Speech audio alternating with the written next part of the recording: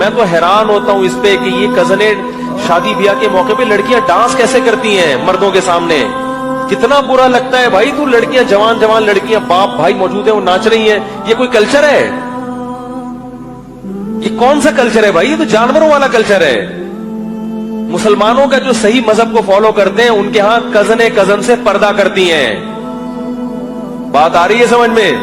میں نے جس گھرانے میں آنکھ کھولی الحمدللہ ہماری سب بہنیں کزنوں سے پردہ کرتی تھیں, بھابیاں دیوروں سے, ایک ہی گھر میں رہتے ہوئے بھی وہی ایک دوسرے سے فری نہیں ہوتے.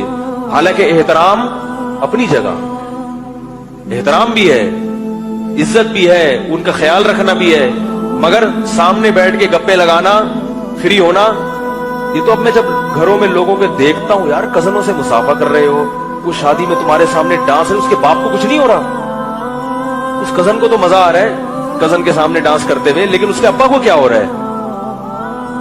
وہ یہی سوچ کے صبر کر رہا ہے کہ یار ہم بھی ناچے تھے تو اب صبر کرو بس. یہ اولاد اپنے باپ کی اتباع کرے گی, ماں کی. جب حیا ختم ہو جائے تو پھر آپ کسی کے بھی نہیں ہو, پھر کوئی خدمت سب تباہ.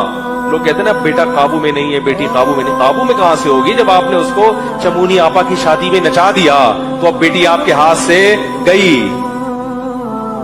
وہ تو شرم و حیا ہوتی ہے جب ابا سامنے آئے تو سر پہ چادر لے لے.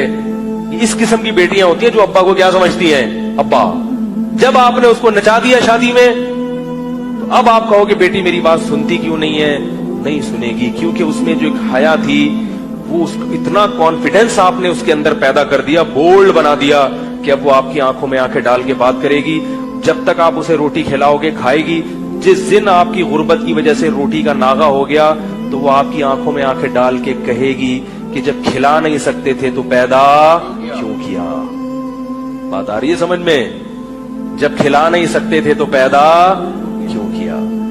اور اگر تربیت ہوگی تو کہے گی کوئی بات نہیں ابا, ساری زندگی آپ نے کھلایا ہے, آج اگر ایک روٹی کا ناغہ ہو گیا کوئی نہیں. سلیمان علیہ الصلوۃ والسلام کا ایک واقعہ کتابوں میں لکھا ہے, لقمان علیہ السلام کا.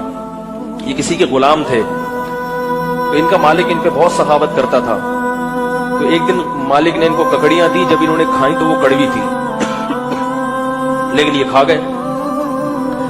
مالک نے ایک ککڑی چکھی, کیا ہے یار یہاں, مالک نے ایک ککڑی جب چکھی تو کڑوی تھی. تو اس نے کہا لقمان علیہ السلام سے کہ تم یہ کڑوی ککڑی کیسے کھا گئے؟ کہتے ساری زندگی آپ نے میٹھی ککڑیاں کھلائی ہیں, آج جب منہ میں کڑوی گئی تو مجھے شرم آئی یہ کہتے ہوئے کہ یہ کیا ہے, کڑوی. میں نے کہا کھا لو بس. یہ شکر گزار لوگ ہوتے ہیں, شکر گزار اولادیں ہوتی ہیں.